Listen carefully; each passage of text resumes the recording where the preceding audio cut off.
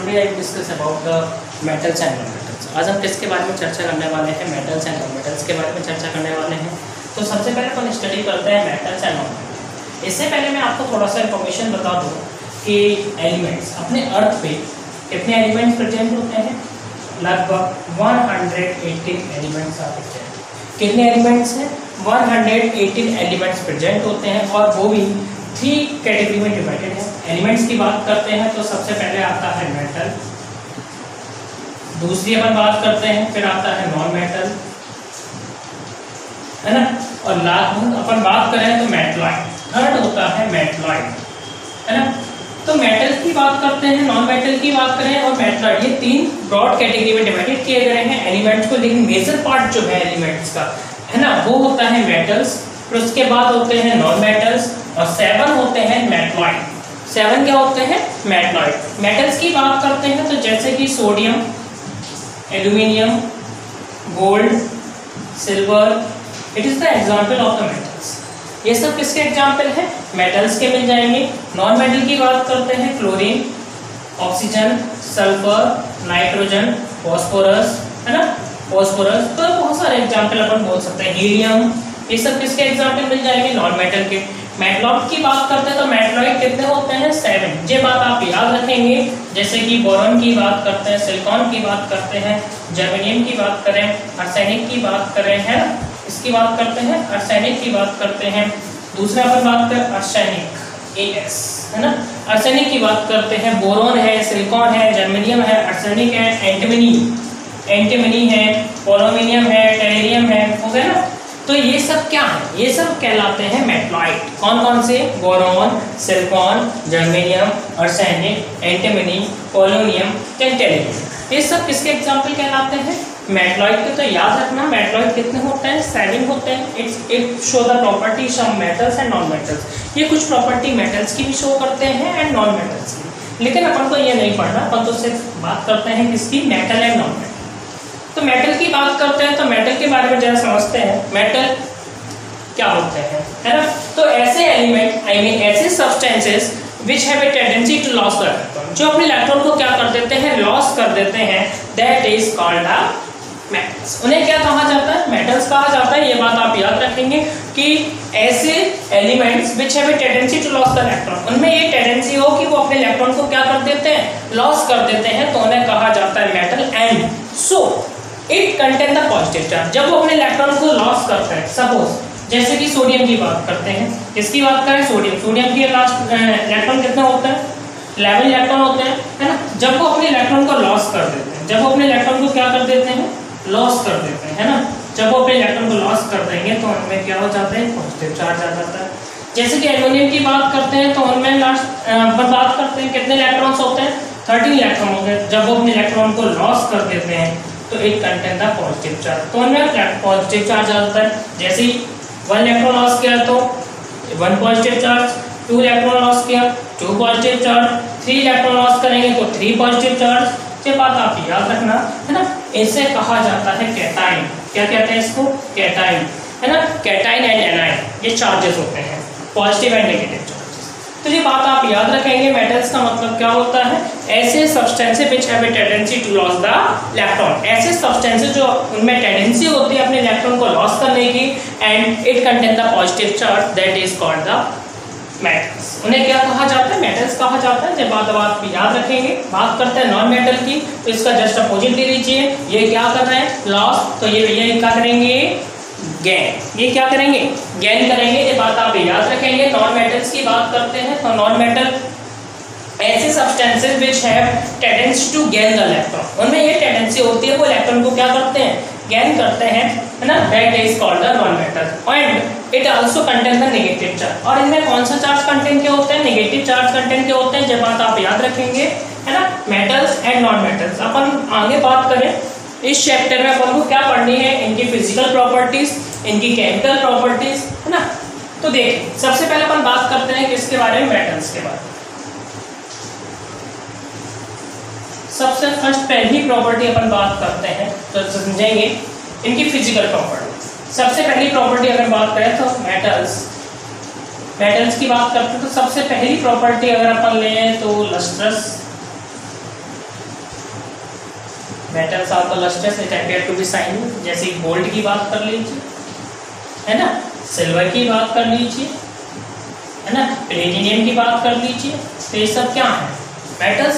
तो मेटल्स कैसे होते हैं, it appear to be shiny, आपको दूर से ही शाइनी दिखते हैं, है ना। दूसरे अपन बात करते हैं कि क्या, हार्डनेस। लगभग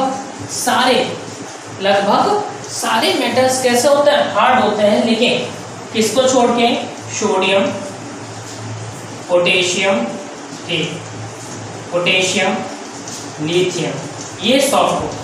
ये कैसे होते हैं, सॉफ्ट होते हैं। जब बात आप याद रखेंगे, it is easily cut by knife, it is easily cut with knife, cut with knife. तीसरी अपन बात करते हैं कि क्या, स्टेट। सारे और सॉलिड स्टेट में पाए जाते हैं, सिर्फ मरकरी। किसकी बात करते हैं, मरकरी। तो मरकरी एक ऐसा मेटल है जो किस स्टेट में पाया जाता है, नॉन मेटल, रूम टेम्परेचर। किस स्टेट में पाया जाता है, नॉन मेटल के स्टेट में पाया जाता है। जब बात आप याद करते हैं, किस स्टेट में पाया जाता है, नॉन मेटल, है ना। तो सबसे पहले मेटल की बात करते हैं, लस्ट्रस, हार्डनेस एंड स्टेट। सारे मेटल्स किस में पाए जाएंगे, सॉलिड स्टेट में पाए जाते हैं, but except the mercury. Mercury किस स्टेट में पाया जाएगा, लिक्विड स्टेट में पाया जाता है at the normal temperature. Normal temperature बात करते हैं।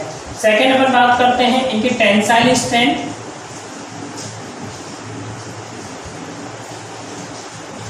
इनकी टेंसाइल स्ट्रेंथ कैसी होती है, अच्छी होती है। जब बात आप याद रखेंगे, मतलब ये स्ट्रेंथ होते हैं, इसीलिए जो ब्रिज वगैरह जो बनते हैं आयरन के, मोस्टली आयरन के बनते हैं। ये बात आप याद रखेंगे, क्योंकि इनकी स्ट्रेंथ जो होती है बहुत अच्छी होती है। दूसरी अपन बात करते हैं कि क्या, इनकी मेल्टिंग पॉइंट की बात करते हैं and boiling point, melting point and boiling point. तो इनका मेल्टिंग एंड बॉइलिंग पॉइंट की बात करें तो इनका melting point, boiling point high होता है, हाई होता है, मतलब ज़्यादा होता है। लेकिन टंगस्टन, किसका, टंगस्टन का हाईएस्ट होता है। टंगस्टन का कैसा होता है, हाईएस्ट होता है मेल्टिंग पॉइंट। जब बात आप याद रखेंगे, मेल्टिंग बॉइलिंग पॉइंट टंगस्टन का कैसा होता है, हाईएस्ट होता है। बट किसको छोड़ दिया जाए, सेशियम को छोड़ दें, गैलियम को छोड़ देते हैं। सेशियम को छोड़ देते हैं और गैलियम, इन दोनों को अगर छोड़ दिया जाए, बाकी के सारे जितने भी मेटल्स हैं, है ना, उन सब का कैसा होता है, उन सब का मेल्टिंग पॉइंट, बॉइलिंग पॉइंट कैसा होता है, ज़्यादा होता है। बट सेशियम एंड गैलियम का मेल्टिंग एंड बॉइलिंग पॉइंट बहुत कम होता है। मेल्टिंग पॉइंट इतना कम होता है कि अपनी बॉडी की हीट से वो मेल्ट होना स्टार्ट हो जाते हैं। यदि हम सेशियम को या गैलियम को अपने पाम पे रखते हैं, then it start to melt, तो वो क्या होने लगेगा, मेल्ट होने लगता है। जब बात आप याद रखेंगे, क्यों, क्योंकि इसका मेल्टिंग पॉइंट आई थिंक लगभग 28 डिग्री सेल्सियस होता है ना, कितना होता है। और अपनी बॉडी का नॉर्मल टेम्परेचर होता है 37 डिग्री, कितना होता है, 37 डिग्री सेल्सियस होता है। जब बात आप याद रखेंगे, है ना। और सेशियम एंड गैलियम, इनका मेल्टिंग पॉइंट कितना होता है, 28 डिग्री सेल्सियस होता है। अगर अपन और बात करते हैं तो अन की बात करें, कंडक्टिविटी, कंडक्टिविटी, इसके बारे में बात करते हैं, कंडक्टिविटी। तो सारे मेटल्स क्या होते हैं, गुड कंडक्टर होते हैं। सारे मेटल्स कैसे होते हैं, गुड कंडक्टर होते हैं। जब बात आप याद रखेंगे, जितने भी सॉलिड स्टेट में पाए जाते हैं, जितने भी सॉलिड स्टेट में पाए जाते हैं, वो सारे के सारे गुड कंडक्टर होते हैं, क्योंकि इनमें फ्री ऑफ इलेक्ट्रॉन्स पाए जाते हैं। याद रखो इसको, क्योंकि इनमें क्या पाए जाते हैं, फ्री ऑफ इलेक्ट्रॉन्स पाए जाते हैं, इसीलिए it is a good conductor of the electricity. याद रखेंगे इस बात को, all the metals are the good conductor of the electricity because the presence of the free of electrons, क्योंकि इनमें क्या पाए जाते हैं, फ्री ऑफ इलेक्ट्रॉन्स पाए जाते हैं। दूसरी हम बात करते हैं कंडक्टिविटी ऑफ हीट,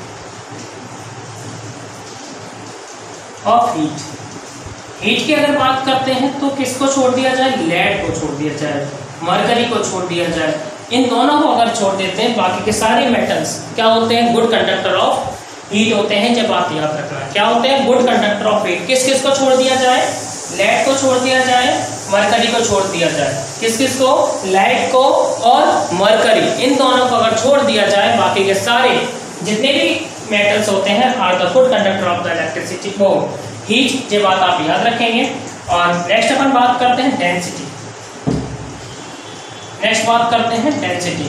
तो तो इनकी डेंसिटी भी कैसी होती है, ज़्यादा होती है। जब बात आप याद रखेंगे सारे मेटल्स की डेंसिटी ज़्यादा होती है एक्सेप्ट किस किस को छोड़ दिया जाए, सोडियम को छोड़ते हैं, पोटेशियम को छोड़ते हैं, लिथियम को छोड़ते हैं। इन सब को अगर छोड़ दिया जाए और बाकी के जितने भी मेटल्स होते हैं उन सब की डेंसिटी अगर देखा जाए तो ज़्यादा होती है। ये बात आप याद रखेंगे। नेक्स्ट अपन बात करते हैं किसकी, इन्हीं तीनों की अगर बात करें, सोडियम एंड पोटेशियम, लिथियम की बात कर लेते हैं। आजकल मोबाइल की बैटरियों में इसका यूज़ किया जाता है। सोडियम, पोटेशियम एंड लिथियम तीनों की अगर बात कर लेते हैं तो तीनों बहुत ज़्यादा रिएक्टिव होते हैं। यहाँ तक कि इनको केरोसिन ऑयल में रखा जाता है। कहाँ रखा जाता है, केरोसिन ऑयल में इनको अपन रखते हैं। क्यों, क्योंकि जिससे ये एटमॉस्फेयर से रिएक्शन ना करें, वाटर के कांटेक्ट में ना है, इनकी रिएक्टिविटी रेट जो है वो कम हो जाती है। जब आप याद रखना, so it is kept into the kerosene oil. Question पूछा जाता है कि सोडियम, पोटेशियम है ना, लिथियम को हम केरोसिन ऑयल में क्यों रखते हैं? भैया इसलिए रखा जाता है, यदि इसको नहीं रखेंगे तो ये बहुत ज़्यादा रिएक्टिव होता है, तो एटमॉस्फेयर से रिएक्शन कर जाता है, जिसकी वजह से एक्सप्लोजन भी आपको देखने को मिलता है। बहुत ज़्यादा फ्लेमेबल भी होता है। सोडियम भी तो थोड़ा सा होता है, ये बात आप याद रखेंगे। तो आज आपने क्या पढ़ा, physical properties of the metal. सबसे पहले अपन ने पढ़े lustrous, hardness, state, tension strength, melting and boiling point, free and conductivity of electricity and conductivity of heat, density, है ना। तो ये सब आपने आज पढ़ा। तो आज अपन ने पढ़ा फिजिकल प्रॉपर्टीज ऑफ मेटल, और कल अपन